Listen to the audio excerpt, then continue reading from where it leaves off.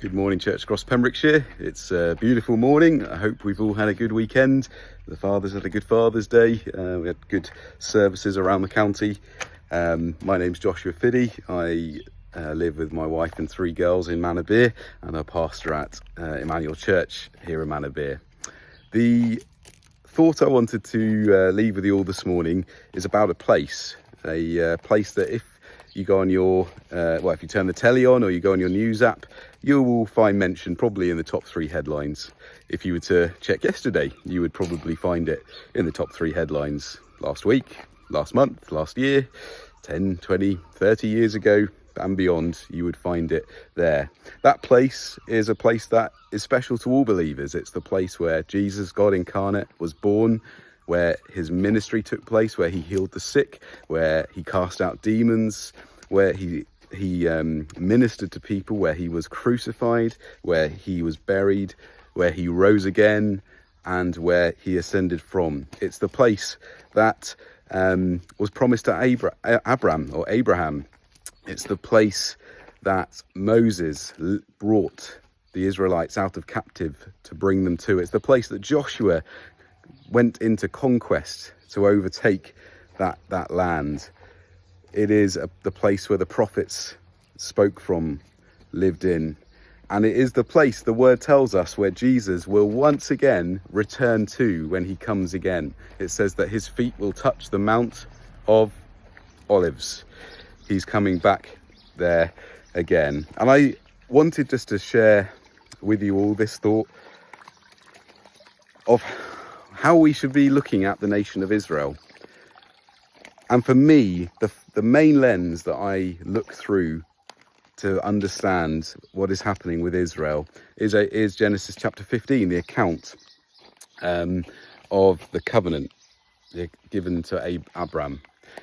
And that account tells us that God instructed Abraham to get the animals, to split them to split them in two, and then to walk. Usually what would happen is they would then both parties would walk through those split animals and make this covenant. But what happened when we read Genesis 15 is something different. It says that after Abraham had done this, God caused a deep sleep to fall on him. And while Abraham was in a deep sleep, God, as a fiery oven is the descriptive word, walked through those animals, signifying the completion of that covenant. Now, normally, if both had gone through, that promise would be conditional on both parties fulfilling their obligations. That would be null and void if one party failed to follow through on what they were promising, what they were bringing to the table. But the fact that only God walked through, one party made that promise unconditional. So Abraham could fail and that promise would still stand. That is the lens I believe that we should look through, It gives us part of the nature of God, but also how God looks at Israel, his people. And as we go on from there, I want to just think about the trajectory, the journey of Israel as a nation. Now, Jesus prophesied that the temple would be destroyed and that there would not be one brick left upon another. And we know that was the case, that when the Romans destroyed the temple and Israel was essentially destroyed, that because of the gold melting into the stones, that people were trying to get that stone, pillaging it, get the gold rather, that there was literally not one stone left upon another. And then for 2,000 years nearly, there was no Israel. That nation had been destroyed. Yet somehow, over 2,000 years, that people, the Jewish people, kept their identity. They had no land. They were dispersed all over the globe, and they kept an identity. Now, that identity was not a benefit to them. It was not a help to them. It was a hindrance. Wherever the Jews have gone, they have been persecuted. Whatever place they have been, at some point, they end up being persecuted. It has not been a blessing. Yet they kept that identity, and they were blessed. And they've been blessed in that way by God, I believe. They've kept that. And against all the odds, when things looked the darkest, and the Holocaust in 1930s and to 1945 is just one instance of some of the darkest periods of Jewish history. But in the backdrop of that, the birth of a nation, 1948, Israel once again becomes a nation. The Jews have a homeland. It is a miracle. There are some who will say it's just a Zionist movement, that it was powerful people that made it happen. I don't believe that. I see the hand of God on that nation. It is prophesied in the Bible that this would happen, a mass return of the Jews to the land. Deuteronomy, Isaiah, Ezekiel speak of them coming from the east, the west, the south, the north, coming back to that land. And we've seen that happen. And I want to read with you these words, Romans chapter 11, verse 11. It says, "So I ask, did they stumble," speaking of the Jews, when they rejected Christ, "did they stumble in order that they might fall? By no means. Rather, through their trespass, salvation has come to the Gentiles, so as to make Israel jealous. We are blessed because they stumbled, because they dropped the ball, because they rejected Christ. Salvation came to the Gentiles." That is incredible. Rather, through their trespass, salvation has come to the Gentiles, so as to make Israel jealous. Jealous, so that they will want that which we have. Israel is still recognized as an entity, even after Jesus has ascended.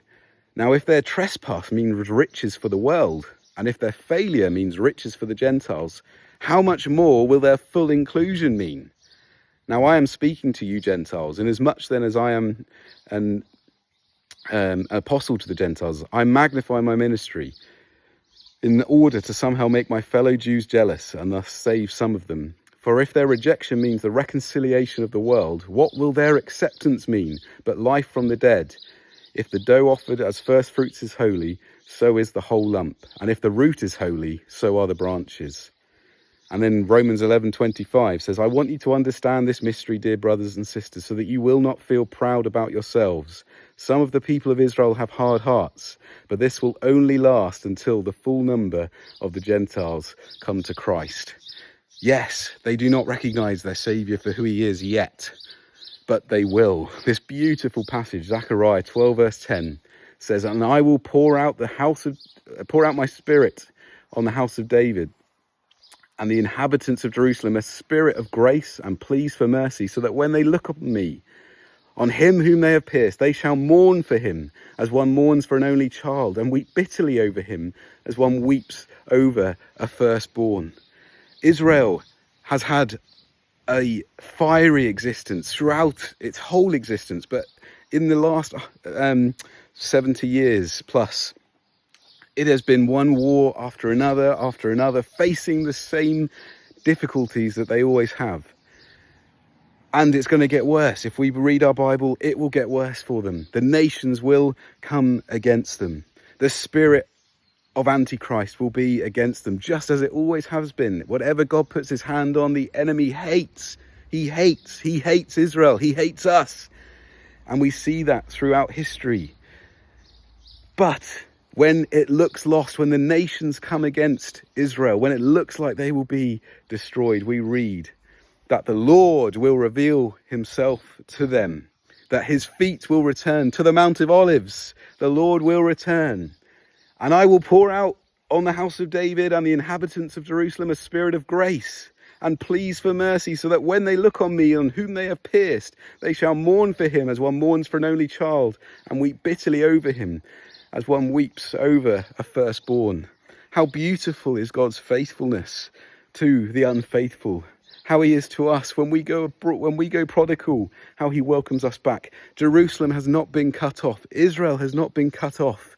There is a future for that nation, and we should pray for that nation. We should pray for their salvation. They would come to saving faith, that their peoples would be saved. We don't have to agree with everything they do, everything that they say, but we should see that God's hand is on them, that God is not finished with Israel, that God's plans and purposes for that nation are yet to be complete. And we should pray that God would protect them, would keep them, would defend them, and ultimately that they would all be saved. Let that be our heart for the nation of Israel. God is not done with them. I'll leave that with you to consider prayerfully.